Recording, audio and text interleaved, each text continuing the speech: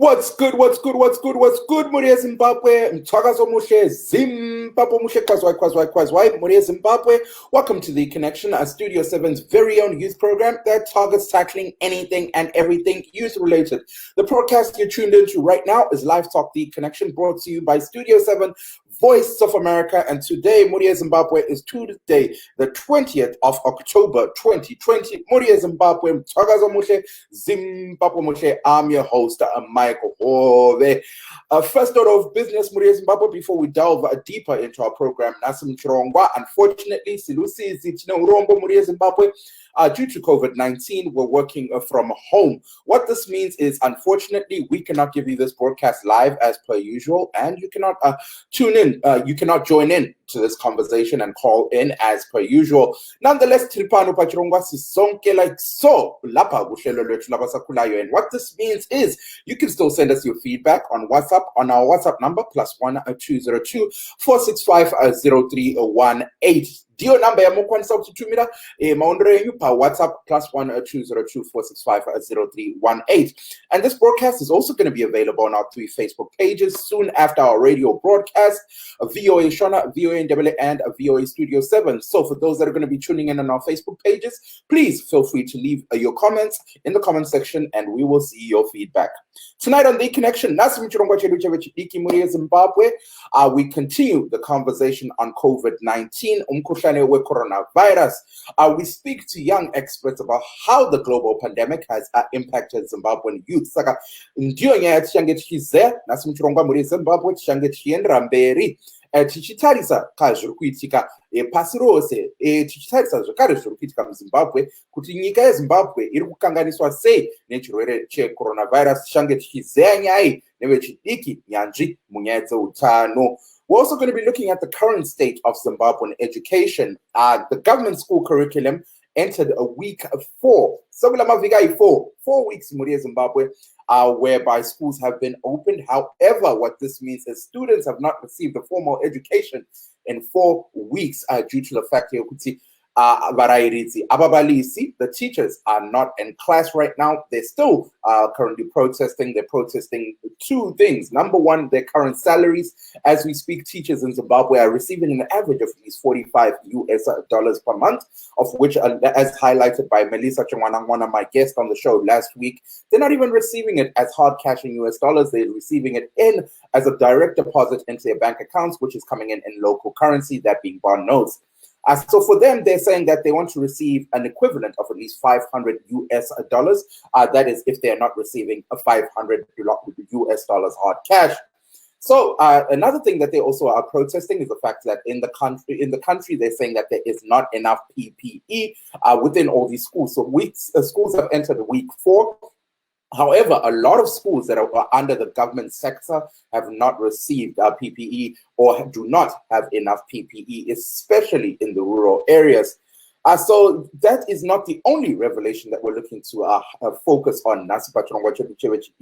We're also looking to reveal that Zimbabwe has experienced an increased amount of teenage pregnancies under the lockdown period.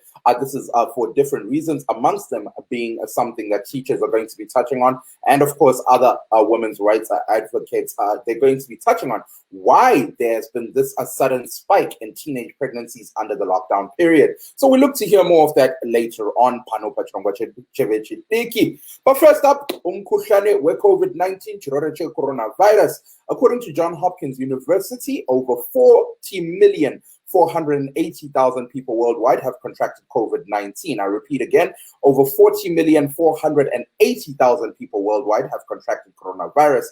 Approximately 1,120,000 people have died due to COVID-19 worldwide, and some positivity, Muria Zimbabwe, over 27,740,000 people have recovered worldwide. So the worldwide figures, once again, are as follows: 480,000 people contracted coronavirus to date, and approximately 1,120,000 have died, and some positivity over 27,740,000 worldwide have recovered. Once again, this is a pre-recorded program, so by the time we go on air, if you go to these sites, there's a high possibility that these figures would have changed. However, that is the ballpark figure.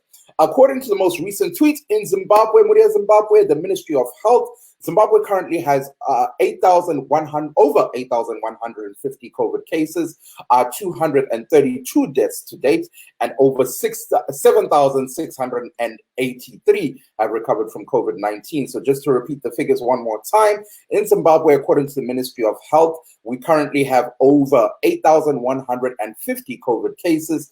The death toll currently stands at 232, and the recovery rate is currently 7,683 people have recovered from COVID-19. Now, the latest information released by the Ministry of Health, once again, highlights that the cumulative amounts of tests have not been shown on their latest information release. However, 564 PCR tests were conducted just yesterday alone. 12 cases tested positive, and to date, 7,683 people have recovered from COVID-19. Yesterday, we witnessed a death. One person died due to COVID-19 in Zimbabwe. The country currently has 244 active COVID-19 cases. Now, medical experts also were touching in on this. One thing medical experts are saying is Zimbabwe, do not take your foot off the gas pedal. And Zimbabwe, so far, we've done so well in terms of managing coronavirus cases. They're urging Zimbabweans to continue taking the same strides in terms of preventing the spread of COVID-19 in Zimbabwe. So they're urging you to continue wearing your mask. They're urging you to continue washing your hands as regular as possible. And they're urging you, make sure that you don't meet in your large numbers. Let's head over to a bite of that where we have courtesy of Professor Solwayo Ngwenya, who is the director of Mbilo Hospital, who touches on the possibility of Zimbabwe experiencing a second wave. And of course, he gives advice to Zimbabweans to ensure that we don't continue spreading COVID-19. Let's hear more from Professor Solwayo Ngwenya. Xwayisuthi ligqoka ama-mask lokuthi ligeze izandla lokuthi lingaxokozeli lifuqana limelele izinto lapho elithenga khona. Liyaxwayisa kakhulu umkhuhlane lo kukhanya subuya okwesibili. Kwezinye indawo nxa ubuya kwesibili kukhanya ukuthi uyabe usulamandla. Siyaxwayisa kakhulu bantu bakithi lilandele khonokho elakutshelwa nguhulumende. Ama-mask aqakatheke kakhulu. Sibona abaningi liwagqoka kodwa lichiya amakhala phandle. Lokhu kuyingozi embi kakhulu. Siyalincenga abantu bakithi. Umkhuhlane lo uyayenelisa ukubulala abantu abaningi nxa singawunanzelelanga. Yikho libona lokho esilixwayisa khonapha emaredweni. Professor Solwayo Ngwenya giving his feedback to Zimbabweans. Hanzi aiwa muri Zimbabwe, please musakanganwe enremberi mchigeza maoko as regularly possible as you can. Hanzi mukana musina henu nyaya yekubuda neuwandu wenyu. Hanzi please musanosangana neuwandu wenyu. Please enremberi muchipfeka mamask pamunobuda. That was Professor Solwayo Ngwenya. Now, if you're also wondering, what has the experience been like for abantu abasakhulayo who have contracted COVID-19, we also received a bite courtesy of Thabiso Kumete. Thabiso Kumete is one of the young Zimbabweans who has contracted coronavirus, and he explains as to what was his experience like. According to Thabiso, he says it wasn't even hectic. He didn't even realize he had COVID-19 until he got tested. So let's hear more from Thabiso Kumete as he basically breaks down his ordeal of what it was like contracting coronavirus and what symptoms he was showing. Yeah, corona satholakala silayo sebele. Engakubonayo ukuthi mina kuya ngomzimba womuntu ukuthi umzimba yabe uqina okunjani ngesikhathi soneso etholakala elayo icorona. Mina ngatholakala ngisaye ngitshengisela any ama symptoms emzimbeni ngaphandle kokuthi ngangichawa likhanda kwesinye isikhathi. Kodwa ke ikhanda lakhona ongeke washo lalo ngoba kwakuyikhanda lento elejayelekileyo nje. So, Muria Zimbabwe, you were hearing there from Thabiso Kumete Ngempela, who was explaining his ordeal ebanjwa ngalo mkhuhlane we-COVID-19, echasisa ngempela ukuthi yena, he just felt a slight headache. It wasn't even anything drastic, and that's what made him realize that maybe I should get tested. He got tested for coronavirus, and he was explaining some of the symptoms that he had to go through. So those are some of the symptoms of people that have actually contracted coronavirus and what has happened. But now, experts are also highlighting another issue in Zimbabwe, which is the rural areas. Now, time and time again, we have had medical experts come onto this program, and they were saying that emaphandleni khanya ngani kuloduba kumamisha uko kunenge kunetikanya ne pamsoro pekuti mamira kaisa ufumi wenyika make it very difficult for vanhu vanogara kumamisha to receive the adequate necessary preventative clothing, such as masks, the PPE, necessary PPE, to ensure that they don't, partake in the spreading against coronavirus. We reached out to Nkosikhona Dividi of Community Podium TV, who was recently in Cholocho and Lupane, and Nkosikhona basically breaks down his ordeal of what he saw in these rural areas. And he also touches on what exactly they're experiencing when they talk about coronavirus, the water issues, and so much more. Let's hear more from Nkosikhona Dividi. In a day or two in Cholocho and Lupane, we noticed something that is different about the remote areas or remote communities when it comes to COVID-19. Mm-hmm. Like when you're talking about the Cholocho Business Center, it's more. There was a lot of activity, mm-hmm. and you find that there was less of PEs. Mm-hmm. Literally every shop you would go into, you are likely going to be the only one wearing a mask because probably you are coming from the city. Mm-hmm. And so, well, in our interactions with the local authority representatives, your councillors, they will be saying, no, we just do the social distancing and we share information to people to say bengayi, they shouldn't greet each other in public places, they should keep their distance, and you find that there's less activity that gathers people in the rural communities. Mostly it's people within their homesteads and also maybe going to fetch water, of which people, ideally, the councillor was saying people will respond better to those instructions. We think this thing is a killer disease. Let's guard ourselves. It's easier for them. So you find that PEs are expensive. Most of the people in the homesteads can't afford at all. They could try maybe the clothes, but they are saying we'll try to do the social distancing. To the center, there was no one who was actually wearing a mask that I saw. It was just the issues of around social distancing. So I was ready to see that I am just entering this shop without having someone by the door sanitizing. So these are the issues around, probably, in my view, around capacitation, economies of scale, where people can't afford to be sanitizing, like local businesses in Cholocho can't afford to be sanitizing all the time.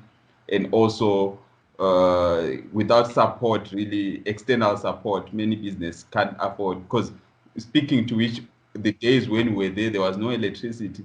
So they were hustling around, making sure that you don't get loose stuff because there's no electricity. Say you are running generator 5 minutes, every 10 minutes you are switching it off and on and things like that. So you find that the economy is there. It's completely different. The lifestyle there is completely different. Hence, when we are fighting COVID-19, we should consider how we actually assist and capacitate these local communities with the required PEs. That would be handy. Now, let's delve into the healthcare sector within the areas. We see in big cities like Harare, Bulawayo, some hospitals and clinics actually got to a stage and point whereby they shut down because of lack of PPE.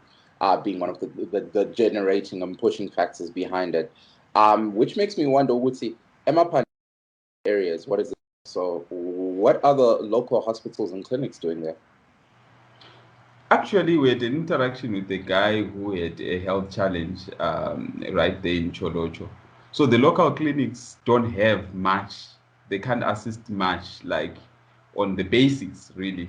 So you have to be transferred to Cholocho Hospital, that is in the center of Cholocho. But you find that the issues are the same. They'll still refer people to Mpilo Hospital, of which Mpilo Hospital is where we are, and we know that it's incapacitated already. So you find that in that chain, there is serious challenges. The challenges that we actually face in the city are worse in the remote areas, because all those people with critical conditions are referred into the cities, and the cities are already incapacitated. So it's a crisis that we have. And when you are talking about in the context of COVID-19, I'm sure, because some of the residents that we spoke to were speaking around issues, we drink those herbal, Right. should you catch any flu or oskata or bani bani, that's how they feel they can sustain this whole pandemic.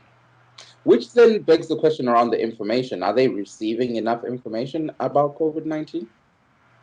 Well, they are not receiving enough information about COVID-19. Many would refer to radio and say, we hear about it in the radio, we read about it on WhatsApp, but there's nothing that probably has been done at a local level, particularly in Cholocho, to then say, this is what we're doing, and this is what council is doing, this is what headmen are doing, and things like that. So you find that there could be information gaps there, but however, maybe they have a way of handling the COVID-19 pandemic, as it were, because they will tell you about, we've got this slataless and this herb, so we shouldn't worry ourselves. Should you need some, you can have again at the town. Right. Which then leads me to my next point. I see you touched on the comparison early on between what's happening in the big cities and in the rural areas. We know in big cities, for example, one big issue is the water shortages. Both Harare, Bulawayo, a lot of major cities in Zimbabwe right now are facing water shortages, which can only make me wonder once again, what are people in the rural areas doing? Are they facing the same challenges? Yes, they are facing the same challenges. I'll speak to one ward in Lubane that we visited. That is Ward 26. Wow, there is no water there. This whole climate change thing, and the water sources are very limited. A whole ward will have like 2 boreholes. So which means you have to walk like over 8 kilometers to just get water.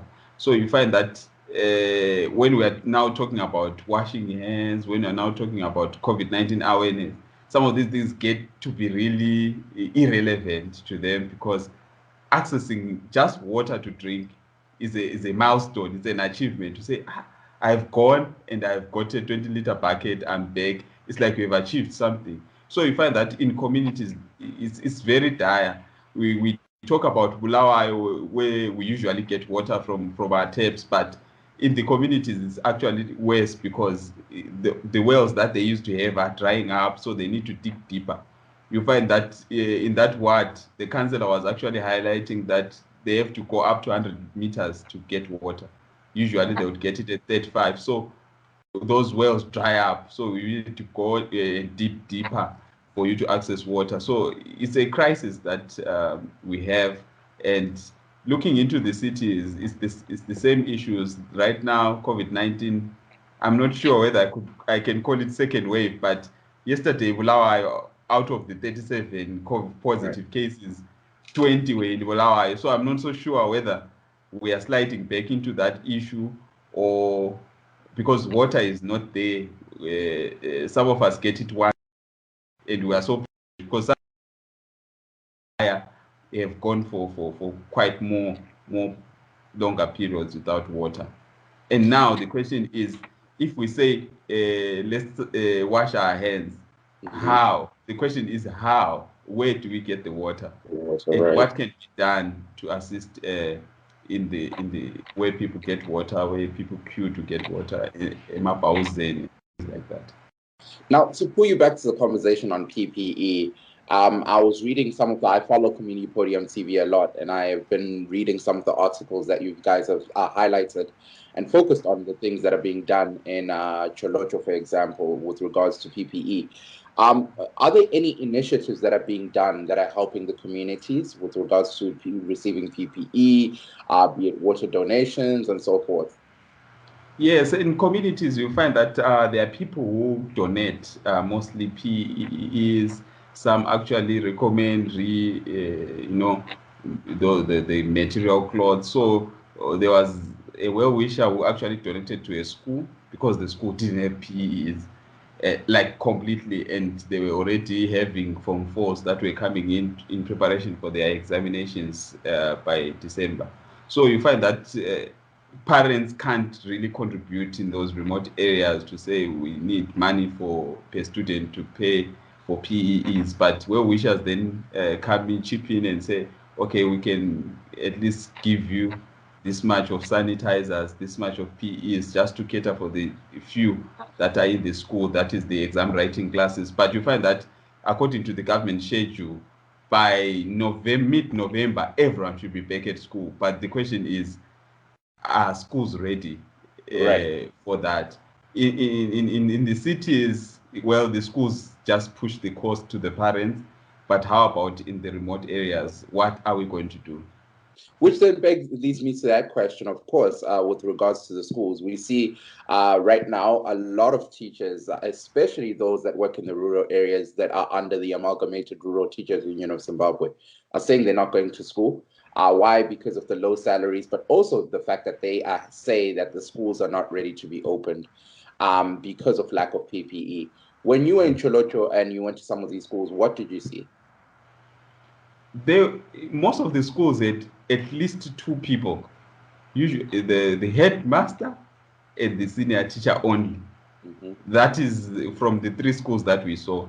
Those are the only people that were there. The teachers were not there.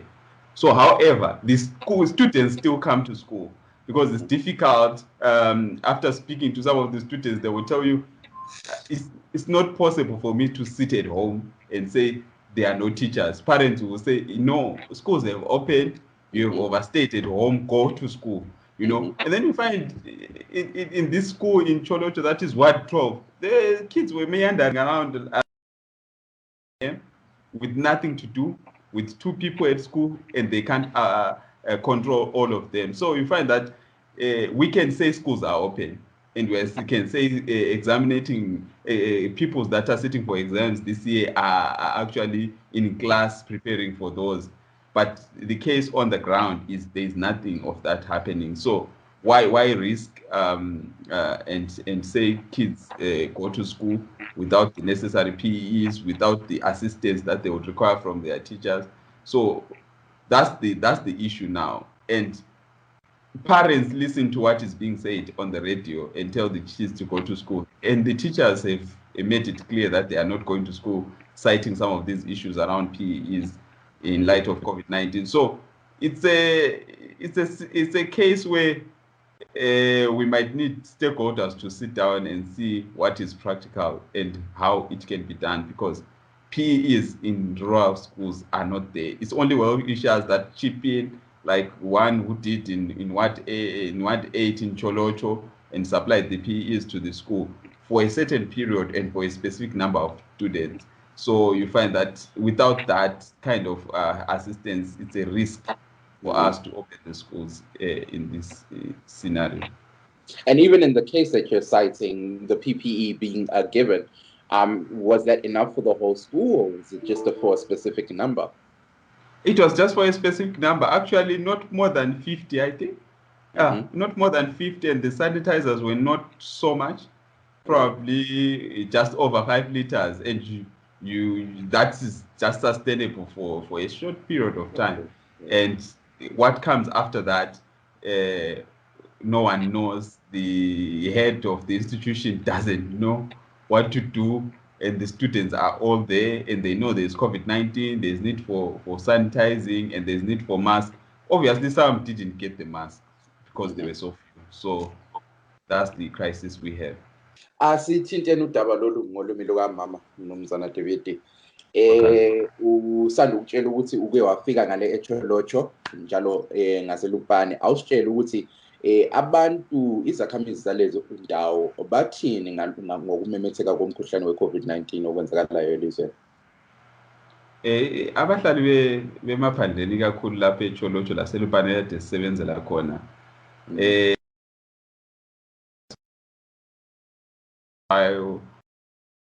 coronavirus lesihlobo esisegoli ngale i-coronavirus so into abasebeyizwile kodwa uhlupho lukhona ukuthi khona nxa kuthiwa akugqokwa ama-mask nxa kuthiwa emavinkilini lapha akusanithayizwe abavinkili akhona hala imali zokuthi bekwanisa ukuthi besanithayiza njengalokho okwenziwa emadorobheni uzathola ukuthi nxa uhamba njengase-echolocho business center laphana kukalutshwana ukuthi ungene amashophu engawangenayo anzaye ngibone kusanithayizwa ngoba osomabhizinisi bakhona babekhuluma ukuthi vele thina silezi nkinga zethu amagetsi ahamba 2 weeks kwesinye isikhathi 1 week so sebezama ukuthi bebone ukuthi amafriji ayasebenza lani so you find ukuthi indawo leyana ilama-challenges njalo nxa sesibuya ku-coronavirus kule cost ehamba lakhona ukuthi sokufanele ukuthi kube lama-PEs sesithola ukuthi lasemaklinikhi ama-PEs akula uthola ukuthi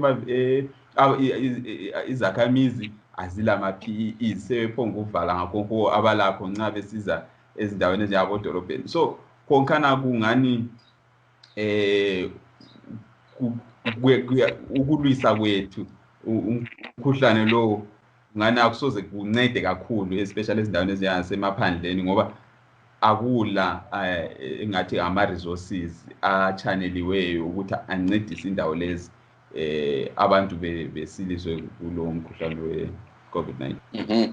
Isikhathi sesehliwe nguMangoyi David sigqiba phela ingxoxo yethu siye swaphela ingcwethi kwezempilakahle abagoqela udokotela Solwa Ngwenya besithi hayi umkhuhlane lo khanya ngani ngesingisi sesingathi sekule second wave usebuyile okwesibili sikhangela okwenziwa ngabatsha ulawo inamazi okuphosela kulabontanga okumayelana nokuvikela ukumemetheka kwalomkhuhlane.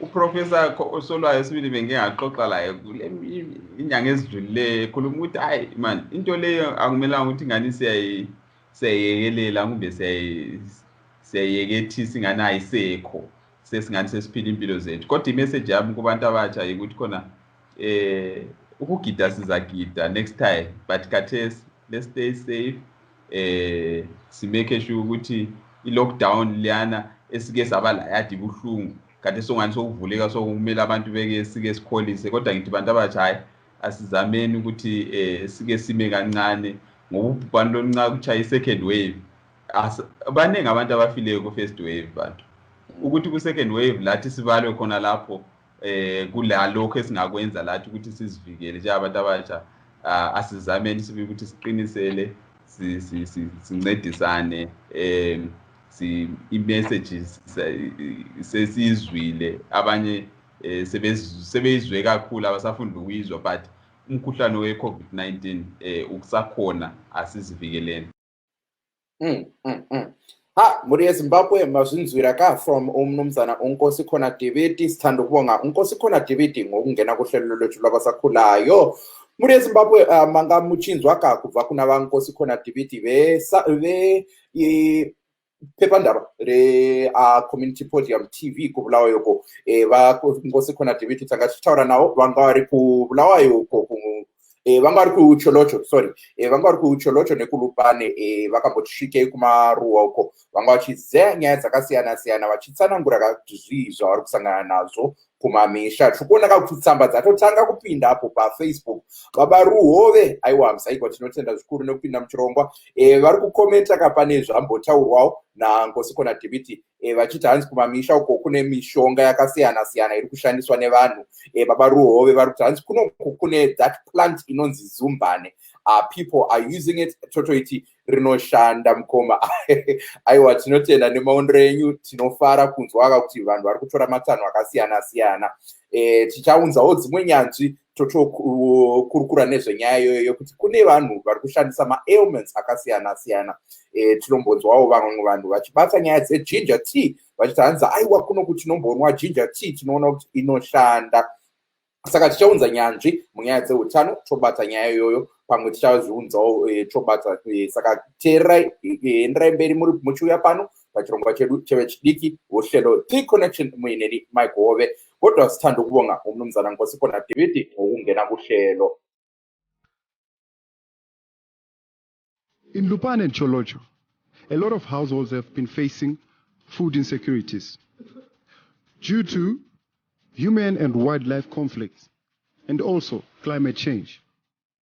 In order to find out how these communities have been surviving, do check out the 2 documentaries by Community Podium. My name is Mzo7 aka Mr. Gagagogo.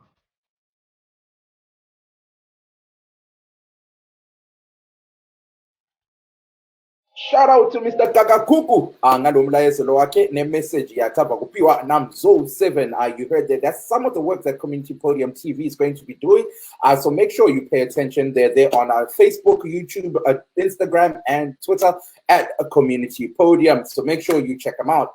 Tichiripanya imwe chete muri eZimbabwe, also in the same discussion of COVID-19. There's some Zimbabweans here in the diaspora, munomu mudunure Washington DC, who are currently working together to fundraise and raise funds to help the healthcare sector for Zimbabwe. Takabata umwao pasi vari pasi pechirongwa pesangano reNyasha Africa. So this organization is called Nyasha Africa. We reached out to the vice president of Nyasha Africa, Takuratela, who basically tells me more about this initiative, tells me more about the organization and how the amount of money they're raising. They're looking to raise $50,000 US is going to help the Zimbabwean healthcare sector. So let's head over to an interview that I had with Takuratela. Okay, so Nyasha Africa is a non-profit organization based in DC, Washington. Started by Deborah Nyasha Peters. She approached me and she said that she's trying to see how best she can help people back home, especially in the healthcare sector. After she had issues, he had some relatives who died because of lack of healthcare. So she took that initiative to see how best she can use the resources that are out here to send some equipment and also coordinate with different medical providers. So there are different initiatives in Nyasha Africa, but the first one really is just to see how best we can send out medical equipment to help medical doctors in Zimbabwe. Now, the healthcare sector in Zimbabwe seems to be on the spotlight right now. And one of the things that seems to be most affected by it, of course, is the whole coronavirus COVID-19 pandemic. Is there anything specific that you guys are looking to help with in terms of managing COVID-19 better? So what we have done is we are looking at sending out equipment that includes gloves, PPE, but also to send out some other equipments because COVID-19 is the world's most talked about pandemic right now. But we do have other issues, health-related issues that are affecting the people. We've got kids that are dying because they are lack of incubators.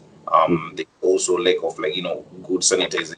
So we're trying to see how best we can incorporate everything on a health basis because just like with COVID-19, it's affecting people that have comorbidities. So if you are having issues already, pre-existing conditions, you are highly gonna be one of the people at high risk. So we want to see how best we can prevent that from happening by sending out equipment and also some health products.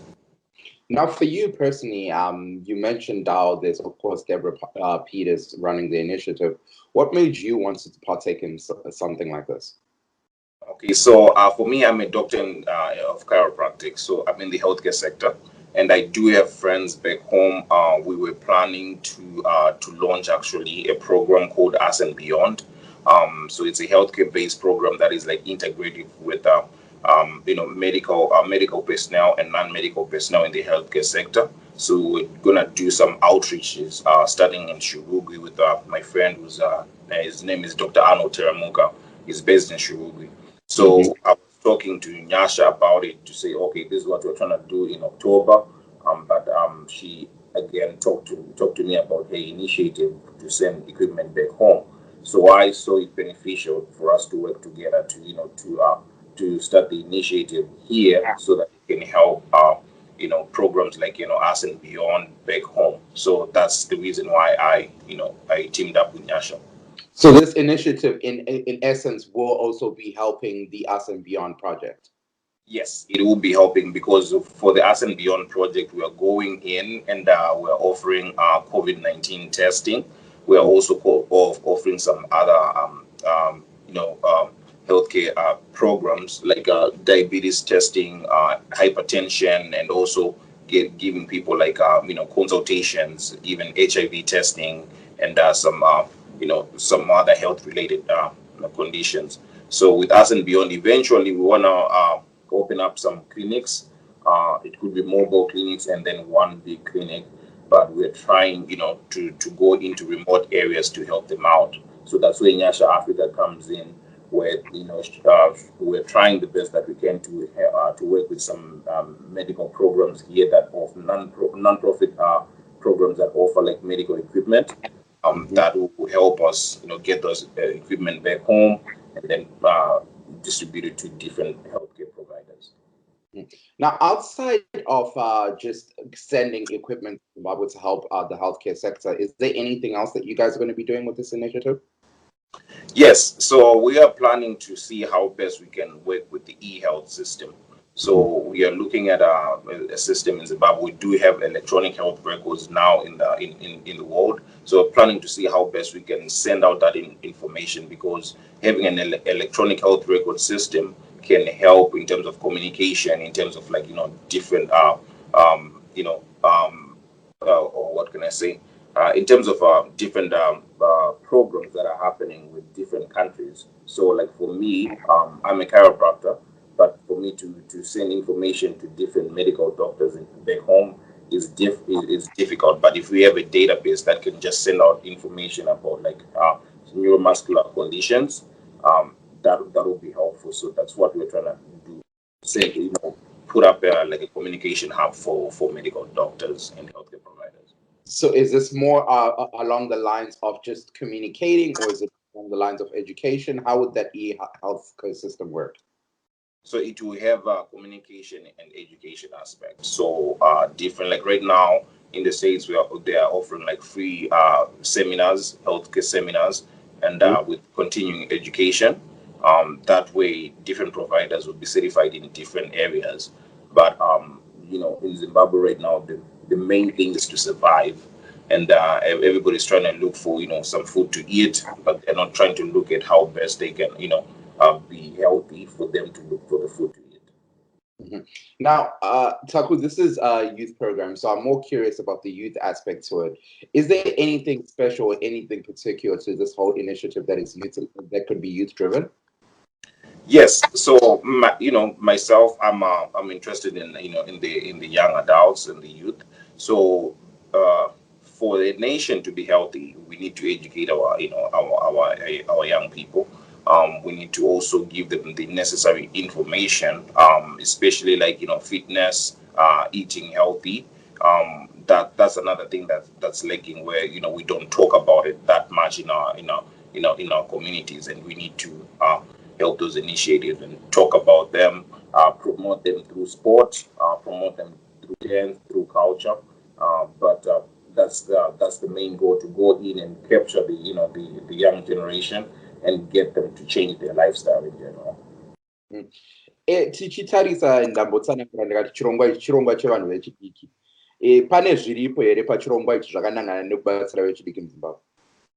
Yes, tinema youth initiation programs anoda kudzidzisa vanhu vechidiki kuzvibata nekuzvichengetedza mwiri wavo, like eating healthy, vachidya chikafu chine utano, nekuve also vano exercise vachimhanya nekuenda gym.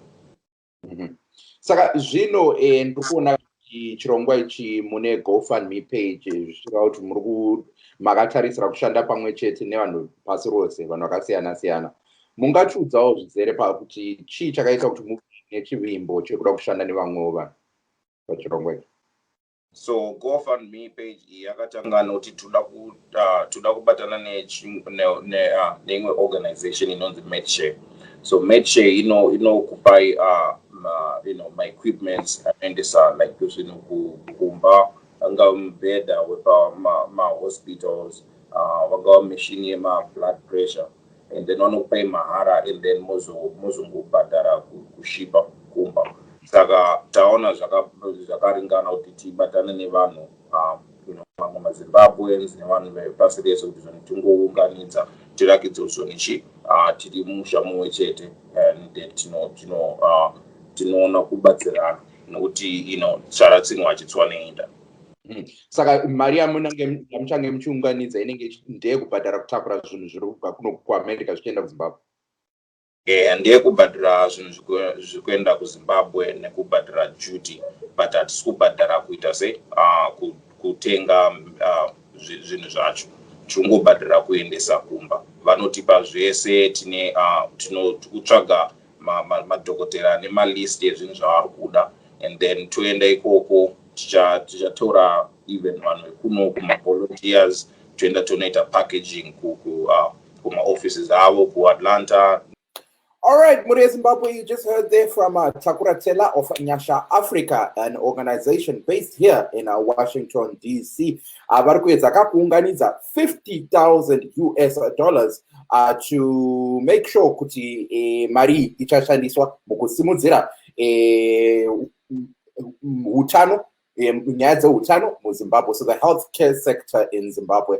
Uhlelo The Connection muineni Michael Muri yeZimbabwe, tine urombo musikwanise kupinda muchirongwa semazuva ose, zvisinei tiri pano tiri chose. You can send us a text pa WhatsApp pa number dzinoti +1 202 465 0318.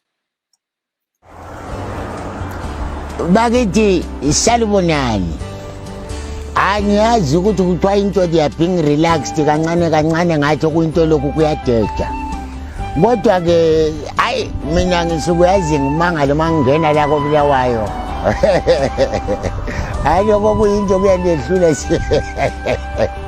abantu uthola umuntu efaka okuyimazi kuvalisa ilembu.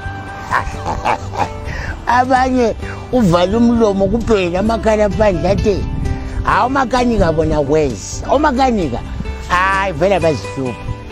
Uyabona ukuthi lokho kunto kuyabahlupha, uthola umuntu esekufakela esibhaqeni ebhizi ekanika eluma ulimi, phela omakanika nokulima ulimi kumbe into abayithatha ngaphi. Kodwa bakithi ngiyacela, let's try and do the right thing. Kuthi uhamba lokho kuyinto kuhambe kodwa kungahambi nathi, sihlale sivalile amakhala lawo nomlomo kuyimask kuthe mba, sigeze izandla sisanitize always. Yikho esikupreachayo ukuthi ma ukhwehlela kwathiwa kimi umuntu akhwehlele lapha ukuthi lolu bhubhane lungabhebhetheki, mhlawumbe luyabe lukhona bakwazi ukuthi sisindise abanye abaduzane nathi. Let's always listen to the rules, mask mba, sanitize, senze izinto kahle. Ciao bangani bami. Thank you. Shout out to Madlela Kobo, prominent comedian in Zimbabwe. The footage you just listened to is courtesy of our site, broadcasting outlet in Bulawayo. Shout out to them for letting us use their footage. Now, earlier on, I touched on the fact that we also look to focus on what's happening in the schools. One of the discussions recently prominent in Zimbabwe since the fact that Zimbabwean schools closed early throughout the year, one thing they touched on is the fact that a lot of students have now had to shift their studies online, not just high school students, not just preschool students, but including university students. So we reached out to an education expert who touches on several facets that is regarding Zimbabwe, the current state of Zimbabwean education. He focuses on how COVID-19 has affected Zimbabwean education. Here we touch on several different things, including e-learning, the current state of the education system, and what's happening with teachers. Let's head over to our expert to hear his thoughts on it. Well, the COVID lockdown has really shaken us to the core. I think a lot of things that we took for granted have turned out to be not as we have worked over the past couple of years. Mm-hmm. If you look on a high level, just look at the ordinary level exams, you find that since 1984, between 70 and 80% of our young boys and girls in the public schools fail to get 5 ordinary levels and more. Mm-hmm. And over time, we have always noticed that there's a profound gap between the knowledge and skills that our students learn in the public schools and, for that matter, the knowledge and skills that they are required to have in the 21st century communities and workplaces. Mm-hmm. When you look at this, we have roughly 200 to 250,000 16-year-olds plus minus that fail to get 5 ordinary levels every year, coming to about 1 million. And when you look at it since 1984, that's quite a huge number of our youngsters. Mm-hmm. During COVID lockdown, it has allowed a lot of education entrepreneurs to reflect and look at these numbers and start to ask ourselves, why do we actually have our people going to school if 80% fail? Mm-hmm. What do we teach them? Those that pass whatever our exams become maybe come up with skills and knowledge that's irrelevant to the life and community that they find themselves facing. And for that matter, how do they learn and where does the learning take place? But let's come back to the e-learning issue that you talk about. Mm-hmm. Ministries of education generally have a mandate that seeks to provide equitable access to quality education to all its citizens. And for you to be able to provide equitable access, you then need to have certain infrastructure available to the majority of your people. Mm-hmm. When you look at the e-learning requires certain infrastructure to be in place to connectivity. The last survey we did in Zimbabwe, that was about in 2018, revealed that out of the 9,500 schools with an enrollment of 4.5 million learners, you could find that about 1,000 of these schools were on ADSL. You remember the copper, our old copper, which till one is rolling out or rolled out. We had a number of about 1,000 of those schools. Then about 500 odd schools on fiber, and another plus minus 750 schools on VSAT. Another 500 schools between LTE and some radio links. So all in all, you're looking at 2,750 schools with some form of connectivity, which is under 30%. And therefore, you can't even begin to talk of equitable access to quality education being anchored on e-learning when no more than 30% of your schools as your, should I say, point of reference or presence in communities is sitting at that such a low rate. And this is just at a school level.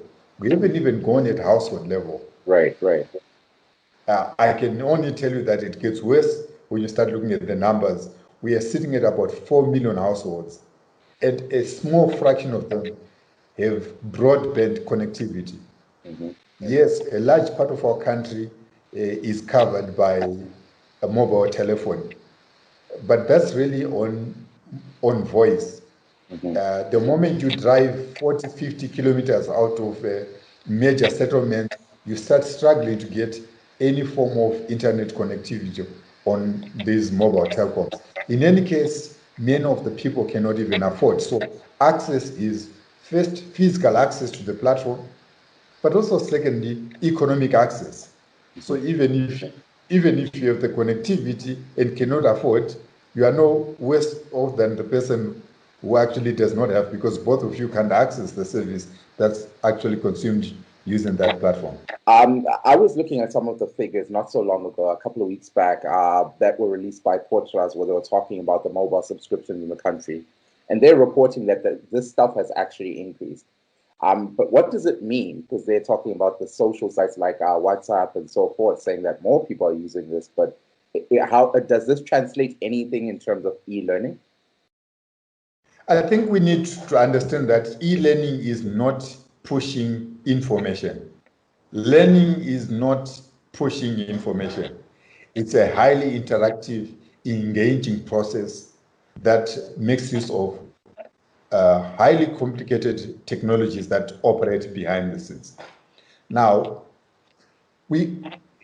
I'm not about to understand where the basis of what Portas is talking about, but I can tell you right now, working with learners at home and 20 years working in schools, the majority of these people cannot afford, and a lot of them actually are in areas where there isn't any reliable connectivity to the internet. Mm-hmm. Yes, they may have access to voice telephony, but certainly the closest they have is probably some 3G, let alone 4G. You only find 4G in selected areas, Harare, Zivuliwe, Victoria Falls. Yet the majority of our people are actually outside these areas. The statistics are there, the numbers are stubborn. Out of the 9,500 schools, Harare has no more than 650 schools. Zivuliwe has no more than 300 schools. And when you take Manicaland, for instance, with about 1,400 schools, the majority of the schools are further away from the district centers like Mutare districts, Rusape, Chipinge, Chimanimani. They are back in the rural areas. Sithanda ukubonga umnumzana Itai Masimirembwa nekupinda mchorongwa mazvinzwira ka muri yeZimbabwe. From Itai Masimirembwa, he is a education entrepreneur or an education expert. Vanga chinyatsozeya ka nyaya ye-e-learning vachita nemaondo avo sezvo zvinhu zvakawanda muZimbabwe zvichitedza mari yakawanda, especially patobata nyaya yedata uyezve vazeya nyaya yeinfrastructure, hanzi e-learning inenge iri kuti netsei. For the full interview, please go to our website, www.voazimbabwe.com. Masimirembwa gives a full in-depth explanation as to what needs to be done to ensure that next time there's a global pandemic, Zimbabwe is more prepared and the education sector works out better. But earlier on, I also touched on the fact that Munyika, Pane Munyaya, Tinetse, which is also being accredited to the COVID-19 lockdown, and of course, Nyaya Kuti Varairitsa Vasmojukoro. Recently, a lot of organizations, teachers' organizations included, have revealed that there's been an increase in terms of amount of teenage pregnancies in the country, one of them being the COVID-19 lockdown, and of course the fact that teachers are not in school, a lot of students are getting up to no good. Let's head over to a member of PTUZ, Takavakira Jo, who explains to us via telephone what exactly is happening in Muzukoro, why there's been a spike in terms of teenage pregnancies. Takaita ongororo muma4 provinces and chatakawana kuma4 provinces yawo ndechokuti ma-pregnancies anorenja from 1,500 to 2,500. Saka on average takaona kuti zvinoreva kuti vana 2,000 per province vane pamuviri. Saka tichitarisa izvozvo tikazotora kuti tine 10 provinces taakuchiaplya tashandisa maprovince atakashandisa for zvinoreva kuti tine vana vanopfuura 20,000 vakaita pamuviri panguva yakubva pakavharwa zvikoro kusvika pari zvino. Chikurukuru chandingada kuti nditaure ndechekuti zvikoro zvakavharwa muna Machi pasina urongwa hwakajeka hwokuti tidzidzise makommunity nevana vechikoro kuti vaonewo kuti kudzidza kune chiedza mune ramangwana. Saka vakawanda vanga vasina any form of entertainment, pasina yatingati pedagogical kera contact nevana, vakazofara havo nezvikomba vakaita pamuviri. Zvekare vana vari kuona vamwe vari kumberi kwavo vachiratidza kuti havana zvavanoita, saka vanongoona sekuti chikoro hachina basa. Asi zvikuru zvatinoona sekuti ndo zvakapa kuti vakawanda vaite pamuviri kuburikidza netsvakurudzo dzedu ndezvekuti vana vakanzwa kutaurwa nehurumende kuti iko zvino chero ukaita pamuviri unokwanisa kuti urambe uri kuchikoro uchidzidza zvako. Kuvana havana vakawanda havana kuzoona sekuti kuzvidzivirira chinhu chikuru, vakaona sekuti hapana zvinovakonesa kuti vaende mberi kunyange zvavo vakaita pamuviri. All right, Muri Zimbabwe, you just heard from Takavafira Joe, Vesangano, Progressive Teachers Union of Zimbabwe. He was basically explaining his thoughts and his take on why there's been an increase in teenage pregnancies. One thing he focuses on is the fact that when schools closed back in March, he said that there was no actual there was no actual program set in line, which was going to help a lot of these young teenagers in terms of ensuring that they kept busy. And because of that, they ended up in situations whereby they're with their sugar daddies and so forth.